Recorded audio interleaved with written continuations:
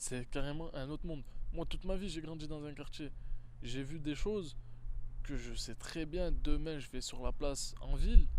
J'en parle à une personne, même regarde avec des gros yeux. Alors que moi, maintenant, pour moi, je trouve ça totalement normal. Tu vois, ça fait que. Ouais. Même moi, en fait, même moi, des fois, quand je sors de mon quartier et que je sais pas, que j'arrive en ville, ou même des fois, je sors un peu de Grenoble, je vais genre à Lyon. Mais quand je vais à Lyon centre, j'ai l'impression que je suis dans un autre monde. Je me dis, mais ouais, il y a pas ça à côté de chez moi. Il y a pas tout ça. Je vois des grands bâtiments, je vois des gens bien sapés qui parlent bien et tout.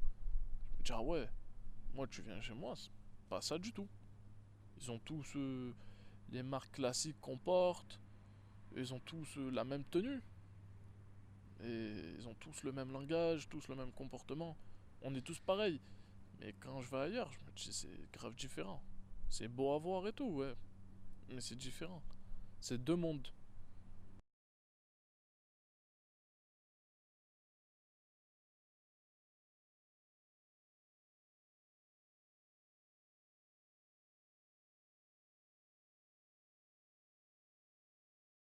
Bah oui.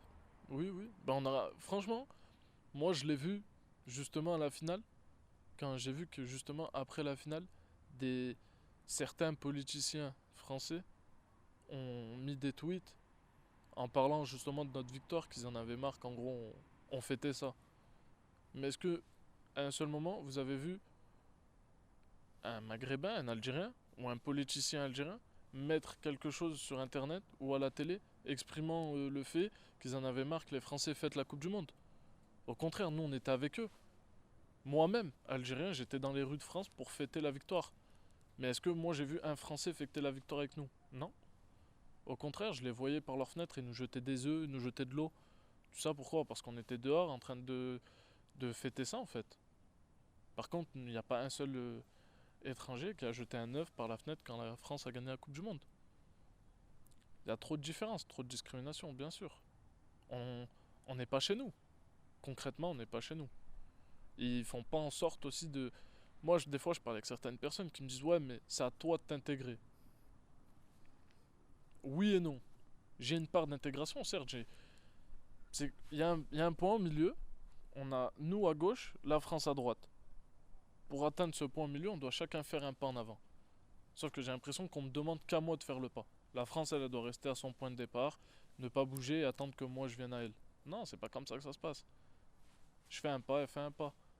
On me demande de m'intégrer, je fais un effort, mais en retour, on me dénigre, on me rabaisse. Donc forcément, je recule.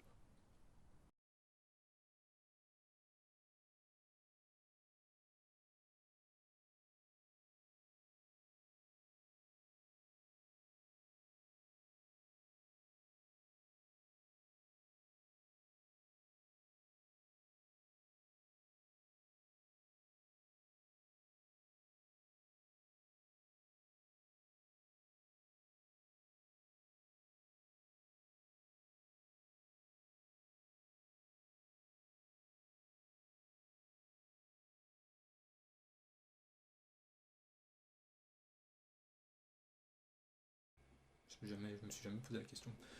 Je me suis toujours dit si je partais vivre à l'étranger, ce serait pour avoir une vie simple en fin de compte. Travailler de la terre, des trucs comme ça quoi.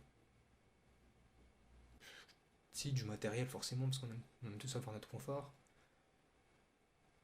mais sans trop d'extravagance. Pour moi, ce serait une liberté totale, mais ça n'existe pas. C'est trop utopiste. La liberté totale, elle n'existe pas. Alors, elle existe que pour la dite élite qui sont multimilliardaires, c'est tout. Pour les gens du commun, en fin de compte, on est libre en quoi?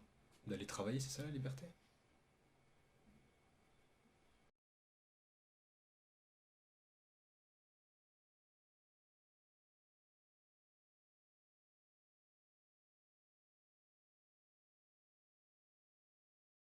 Non, non, pas heureux. Je, je garde le sourire parce qu'en soi, on n'a pas trop le choix, hein. Je vais pas tirer la tête tous les jours. Je vais pas montrer à ma famille et à mon entourage que je suis triste. Mais en soi, non, je suis pas heureux, hein. On peut pas être heureux. Comment être heureux quand tu te casses la tête à faire tes études, qu'au final tu y arrives, et qu'au moment de chercher du travail, ben on t'accepte pas, par rapport à ton faciès, par rapport à tes origines, ou juste par rapport à ton nom. Je me rappelle, j'étais allé faire un CV, j'ai demandé à un gars de m'aider, et il m'a clairement dit, mets pas ta photo.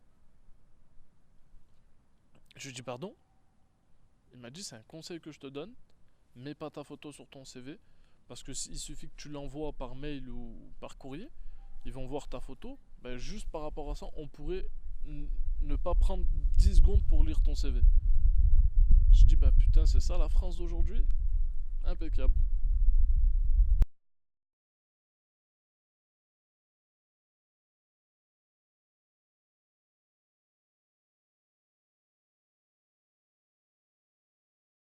J'ai une situation quand même, je vis dans un pays d'Europe, à partir de là, j'ai pas à me plaindre.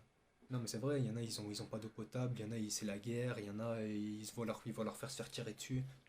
C'est quand même différent. Faut relativiser après. Je me compare à ce qui est au-dessus de moi, je vais pas me comparer à ce qui est en dessous de moi. C'est bête, mais on essaie toujours d'avoir au-dessus, on essaie pas d'avoir en dessous. Bien sûr, je suis pas pire, bien sûr, je suis pas à plaindre, mais j'aimerais avoir mieux, c'est sûr.